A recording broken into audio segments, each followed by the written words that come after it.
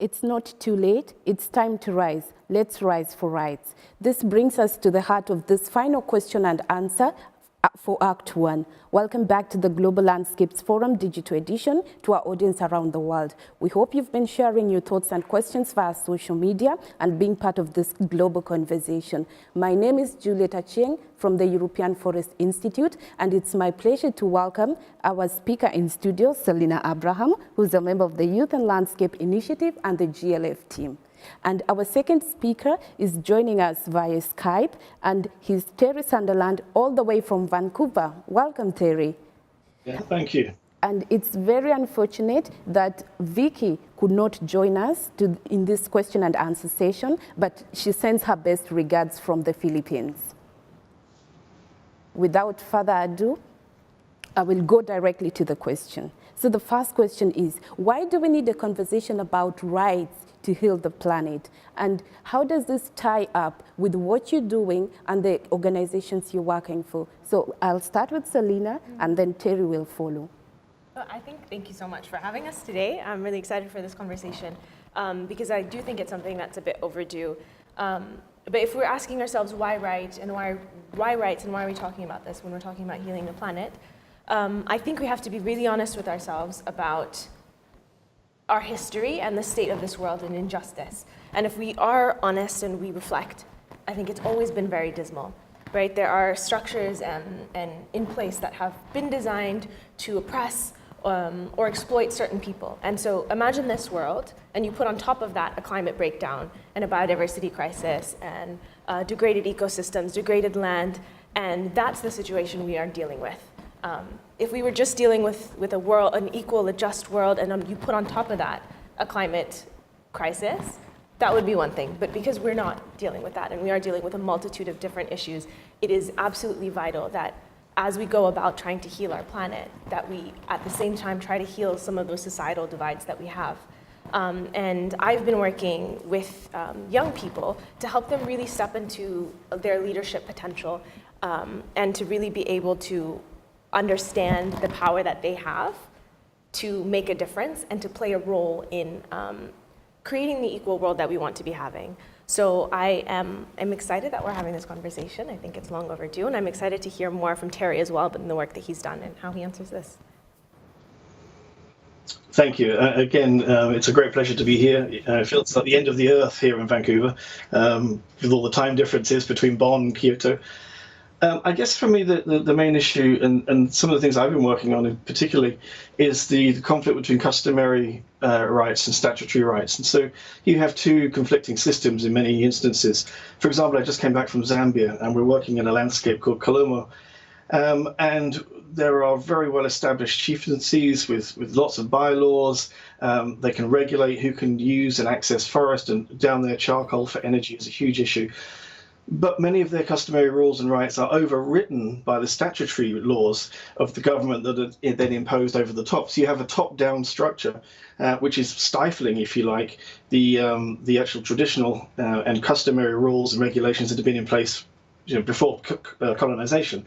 So that conflict sort of emasculates, if you like, the chieftaincies to be able to control rights to access, particularly for women and the least sort of powerful members of society.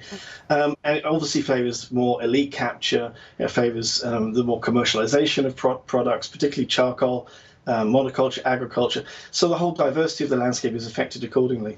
How do we reconcile those issues? And this is a key issue, not just in Zambia, but in many tropical landscapes around the world.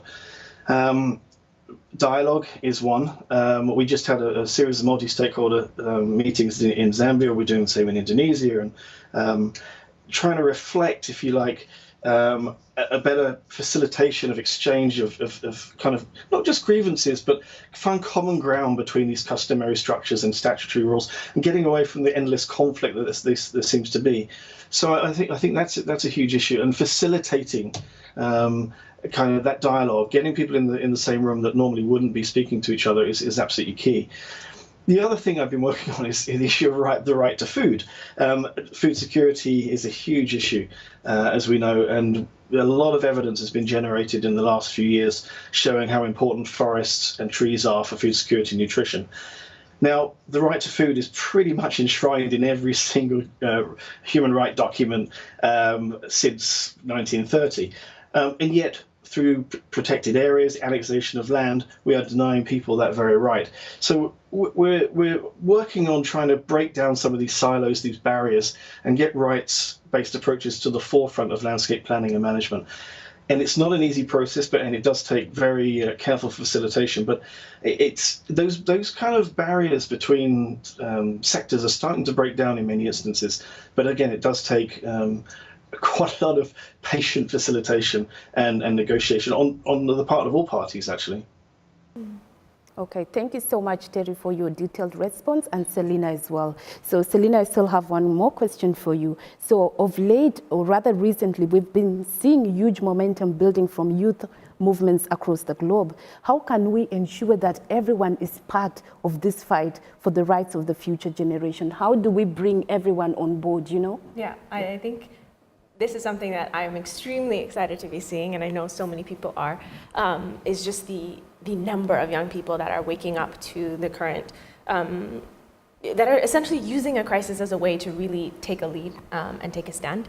And I think that the first, if I look back at my own journey, the first challenge that you're met when it comes to including everyone is it starts with the individual, right? So there's so many stereotypes or culture or tradition that cultivate a certain mindset within a young person that they are not ready to engage in a conversation.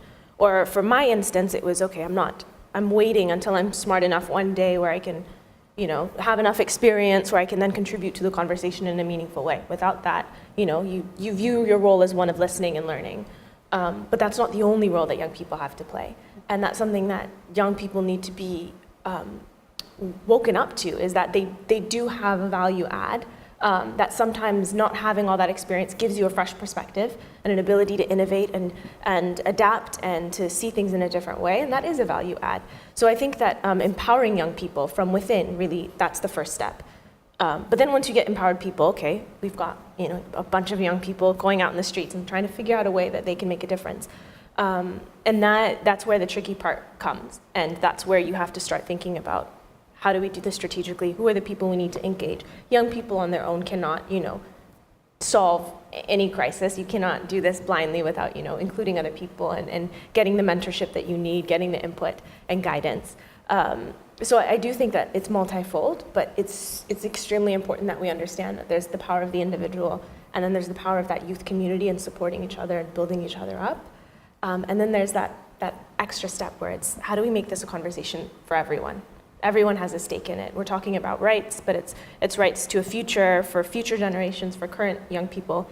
Rights for women, how do we empower young women and girls to really also take a lead? It's a huge challenge that we find when we design our workshops and we go around the world, that in some places you really have to create a higher standard for the participants who are coming to the workshop, because it is not easy to necessarily get girls to be there and to speak up and to take leadership positions.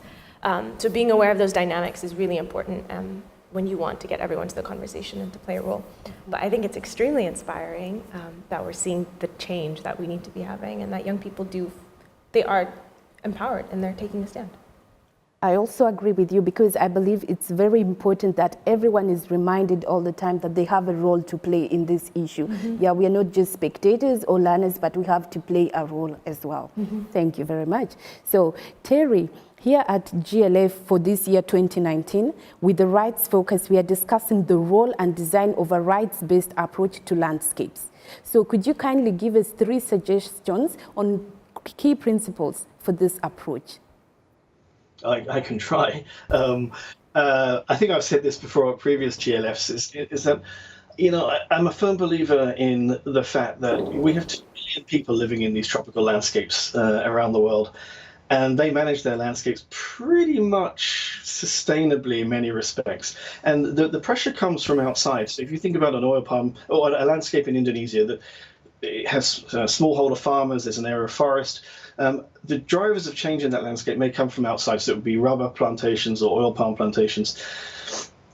A lot of our food in the world is generated from smallholder diverse systems, and I think the estimate between the FAO and IFAD is between sort of 50 to 70% of the world's food comes from diversified smallholder family farms, if you like. And these landscapes where these farms are occurring are multifunctional, they're complex, but they're managed as a holistic manner that we probably don't appreciate unless you really get down and dirty on the ground and get to understand that. So I believe there's a real opportunity here for the GLF to foster a bottom-up, a sort of grassroots approach to managing landscapes. I don't think, and I've gotten into trouble before by saying this, but I'm going to do it again.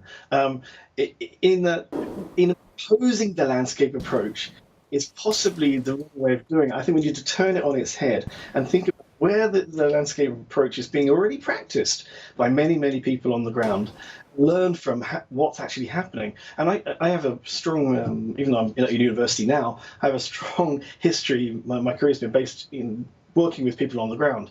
And when you live and work with hunters and farmers, and they understand the intrinsic value of their landscapes, and they manage them in a much more holistic manner than we can ever appreciate. So we need to sort of reconcile what we're thinking of as a sort of a policy solution and managing of the landscape. You know, landscapes are the solution. Okay, well, they might be, but let's learn from what the people on the ground are actually doing in those tropical landscapes and how they're managing them sustainably or not. And we can learn from not only the positives, but also the negatives, how not to do things. So I do think there's a strong bottom-up and grassroots approach that we need to take.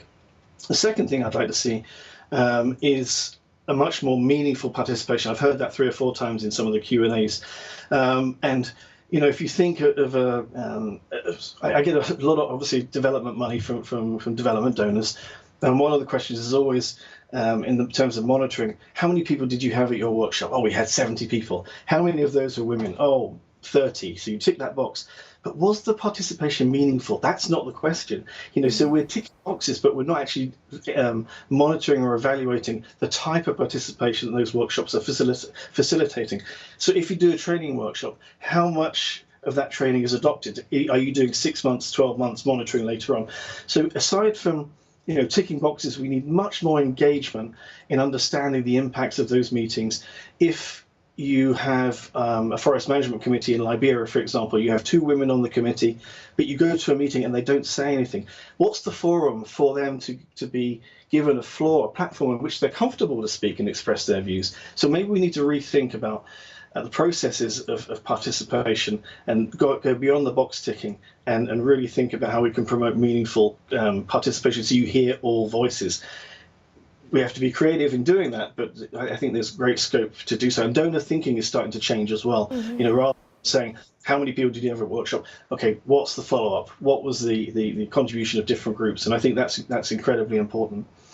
I haven't got a third point, but I think that's probably the 2 major things that spring to mind from my perspective. Thank you very much, Terry. Yeah, and I think to follow up with that, there's a lot of new insight I'm getting from that, and many of that being that, you know, we can try one thing, and it may or may not work, and a lot of it is an adjustment and kind of revising our initial plan and our initial thinking.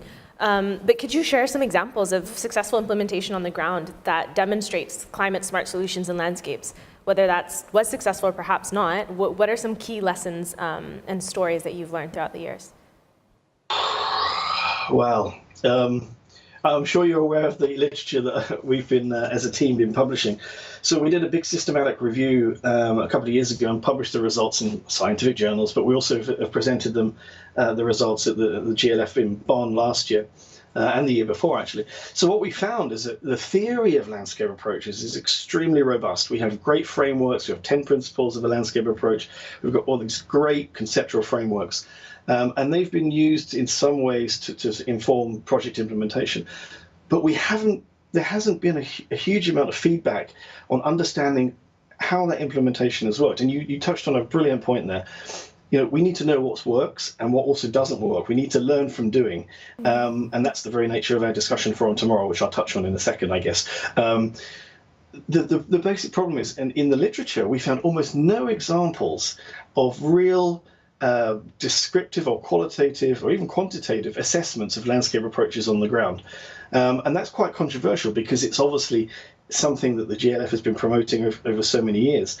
But in the scientific literature, there's almost nothing to say, this is how we've done it, and this is how it works, and this is how it doesn't work. And I suspect there is quite a well-known sort of implementation and concept gap. So people who implement projects don't tend to report in the scientific literature, and people who write the frameworks and concepts don't tend to transcend to the sort of field implementation. So there is this sort of practitioner theory gap, which is unfortunate. I think we need to close that gap, however means possible, and get academics and practitioners together to work much more closely, and I think the GLF is a fabulous forum for doing that. But I think in terms of examples, yes, I can think of lots of examples. In Cameroon, for example, they have fabulous legislation which they take jurisdictional approaches to managing landscapes. So they're actually called technical cooperation or technical operations units, sorry. And they could be comprised of protected areas, community forests, logging concessions, community hunting zones, and they're managed by a single management group, a body. So they have a single conservator with a series of advisors. So those landscapes are managed as a single unit, but despite the seemingly conflicting land use patterns within. That's a fabulous example of institutionally how that works. On the ground, it plays out somewhat different because obviously you have all these different power relations between different groups, and it requires, again, strong facilitation, trusted facilitation in getting people to work together. But fundamentally, that is probably the best example that I can think of a country institutionalizing a landscape approach and actually bringing it to bear from a legal perspective and creating what are basically multifunctional landscapes that have a legal status. And there are many other examples. Indonesia, I think, is moving towards that direction. And we have a new project now funded by the German government. Thank you, Germany. We're now starting a 5-year program looking at operationalizing the landscape approach in Zambia, Burkina Faso, and Indonesia. One thing we want to do is, obviously, we have to look at the legal frameworks for how do you basically get sectors to work together: agriculture, forestry, mining, etc. And all 3 of those countries actually have pushed through legislation which broadens out land use planning to a more landscape perspective. So at that level, things are really changing, and I think there's great scope to start thinking about the broader landscape. And I think if you ask the same question in 4 or 5 years, I think we can come up with many, many more examples. And I think the tide is really turning towards this broader systems approach, if you like, to understanding different land uses within a single unit, whether it's political, geographic, or whatever. Okay, so what I've gathered from your answer is that there are gaps that need to be addressed. So I think one of the ways of addressing the gaps is involving the youth. So Salina, at the Youth in Landscapes Initiative and the Global Landscape Forum, it seeks to empower young people to take part in the very same implementation that Terry was discussing about. So how do you balance addressing youth-specific needs while also creating a conversation across generations so that no one feels left behind? Mm-hmm. Yeah, it's a very good question. And I think if we speak just specifically within the Youth and Landscapes Initiative, which seeks to empower young people within the age range 18 to 35.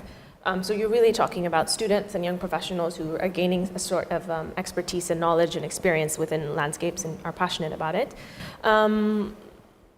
There are many approaches you then have to take to essentially address the different needs that exist.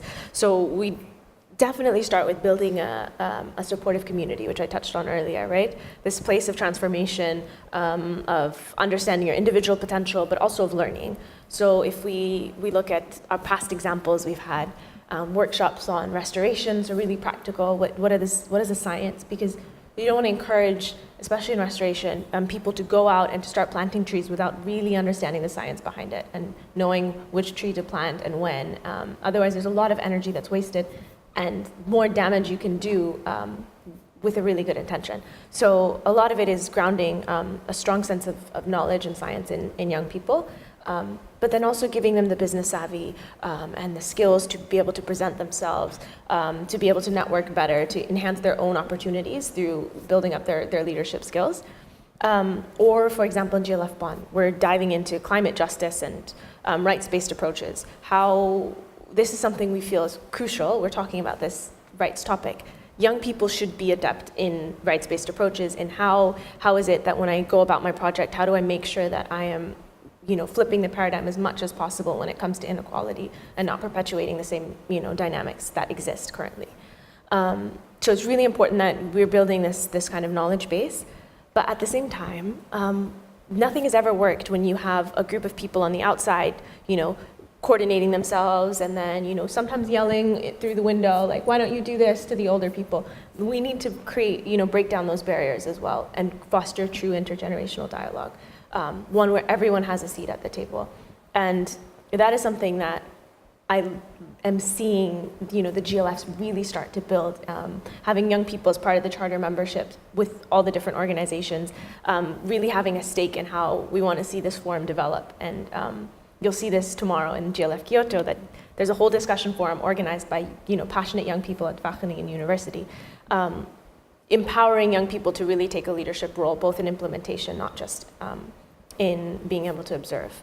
So I think there's that definitely needs to be done. And it honestly, for me, it starts with simple conversations from person to person. And so that's why we do the mentorship programs, is to start to really build relationships by individuals, and then to also start working on how do we shift the system and how do we create governance structures and construct our events in a way that empowers everyone. So I'm really hopeful in the way we're going about, and I think that GLF Bond will be another kind of step forward. Every year, some may know, met the GLF or experienced the GLF in 2015. That was like my birth as an empowered young person, 19 years old. And to see it just grow to where it is today, there's been so much change. The world is changing. And I think that we're moving to a place where people's rights are respected more and more. So I'm very hopeful.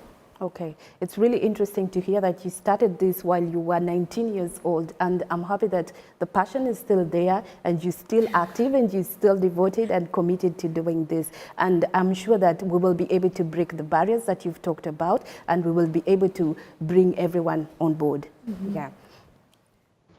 And I guess following up, I was in the Youth and Landscapes Initiative because I was passionate. I actually studied in Seattle at the University of Washington, not too far away from where Terry is now, on environmental science and resource management. And I think the landscape approach was something that fascinated me because I'm an indecisive person, and I also majored in economics because I felt like I needed to know everything to really get the full picture. So Terry, I would love to know, as we're talking about the landscapes approach and your knowledge in it, what is the role of rights in this concept, and especially that of Indigenous people and their traditional knowledge? Yeah, that's a great question. Again, going back to the scientific literature, there was a paper published last year by Stephen Garnett and a huge team of authors that actually showed that Indigenous peoples occupy up to 40% and have control over 40% of the world's protected forests or protected areas. That's not actually translated into the management of those protected areas. So there is, again, a disconnect. And we need to think about those Indigenous people's indigenous rights, and particularly in the current climate where big conservation NGOs are being accused of human rights abuses. There are congressional investigations going on related to that. And we need to be very, very careful about understanding rights and responsibilities, both for the duty bearers, so that's the governments and institutions, but also the rights holders, those people who have access and tenure to those lands that are essentially annexed. The issue of Indigenous access is a huge one. As I said, I work on the right to food and access to protected areas for basic nutrition and dietary diversity is a fundamental human right. We're just about to publish a whole series of papers on that. We've been doing the conference circuit to get it onto the sort of more mainstream agenda because it's been very much a sort of side issue. And it's also very controversial because a lot of governments are supporting conservation through protected areas, but those protected areas are being annexed and refused, and access is being refused for local people to even gather the most basic of foodstuffs and things needed for their local livelihoods. So that's a huge issue.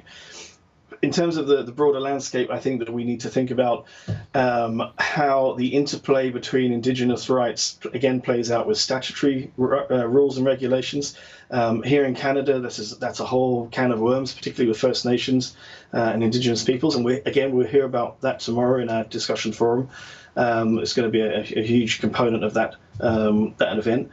And I think, it's sometimes we need to grasp the nettle. These discussions sometimes are unpleasant and difficult and raw, but I think we need to start having those discussions in a much more meaningful way. And I think, we can use the science of Stephen Garnett's paper that was published in Science last year and actually use that to justify the roles and rights of Indigenous peoples, not just as a basic human right to access to land, but also as guardians and custodians of that land. They can control access. It's a very it's always surprised me that the marginalization of local peoples has happened through the annexation of protected areas, when in fact they can be far better engaged as guardians of those areas rather than being annexed and disenfranchised, and because that doesn't create a meaningful partnership in terms of long-term land use planning.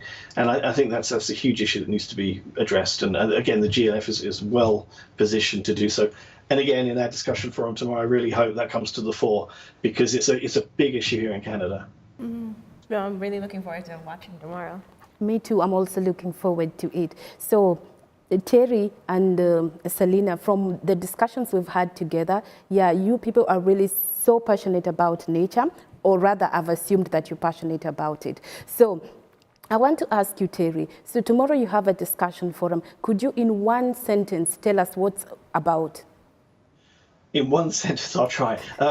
It's basically operationalizing the landscape approach, learning by doing. So basically, we've got a series of experts who are going to come in from different perspectives, from the agricultural perspective, private sector, Indigenous rights, First Nations, social sciences, and give us their perspectives and experience on how to do the landscape approach. We've been talking about it for so long at the GLF, but let's learn from those who have tried it, and let's learn from those who do. And that's what the event is about, basically. Okay, awesome. We are looking forward to it, and the audience online are also looking forward to it. So this question has been posed to all our speakers today, and I would also like to do the same to you, so there's no escape. So why is it, so I'm asking, where do you see the most hope in all this conversation, in all this discussion that we've been having? So where do you see most hope, and why is it not too late to solve our climate crisis? Is that to me? You can go first, and then Salina will close. Okay, thank you. Hobson's choice there. I think things are changing. It's amazing. I had a discussion with somebody yesterday about this, and I mean, I have a 16-year-old daughter. She's just joined the climate change demonstrations in Vancouver. Took a day off school. It was all very exciting. But fair play. And it reminds me of the movement that I was involved in the late 70s, early 80s, God, I'm showing my age, where it was basically to save the whale, a moratorium on hunting. And it had a huge impact. And the youth were mobilized. I didn't even know then what a moratorium even meant. But there we were marching on the streets to stop whale hunting. And of course, that had a huge impact in changing policy. And I think that the same type of movement is happening here with climate change. Kids are seeing the difference, even at their limited age and experience, are seeing differences, and they buy the science, they get it, and it's not about climate. It's not about weather. That's a very different thing. But these changes in climate are clear and unequivocal, and I think that this movement is going to have legs, and I think it's going to be highly influential, and politicians are starting to take note, and that's the critical thing. Our future is inherently embedded in politics, and whether we like that or not, and politicians need to stop thinking about the short term, will I get elected in 3 or 4 years, and start thinking long term, will we still have a planet in 3 or 4 years? Think about the 20, 40, 50-year cycle and commit to long-term treaties that they're going to adhere to and respect. And I think that the pressure to bear from youth and especially underpinned by good scientific evidence, which we're all producing, I think is a great opportunity. And again, the GLF is a fabulous platform for bringing scientists, youth, activists, and other people, NGOs, all together, and let's all learn from each other. We all have basically are all strings of the same guitar. We just have a different note, basically. But the chords, when played together, I think will have a huge impact and start convincing our politicians. And I've seen over the last, I've been involved in the GLF since its outset in Warsaw, and there's a lot of political will that's expressed at each meeting. We need that to start to translate into action, and we need to start seeing long-term commitments, political commitments from our leaders. And if they're falling short, we need to tell them so. Awesome. For me, I think my hope is definitely in the power of community. What happens when people come into a room and start to have a conversation and realize they have more in common than they ever imagined when they first walked in. Okay, it's really amazing to hear that both our speakers agree that there is hope. So to everyone out there, there is hope for tomorrow. So unfortunately, this is all we have time for now. A big thank you to Salina and a big thank you to Terry and all our expert speakers for contributing your time and expertise, and for everyone watching and submitting questions. This brings Act 1 of the digital edition to a close, and we hope you not only enjoyed watching, but you now feel inspired and energized to work from where you are to contribute to healthy landscapes for everyone. This is possible. Thank you so much, Julia. Yeah, thank you. It's been fabulous. Thank you.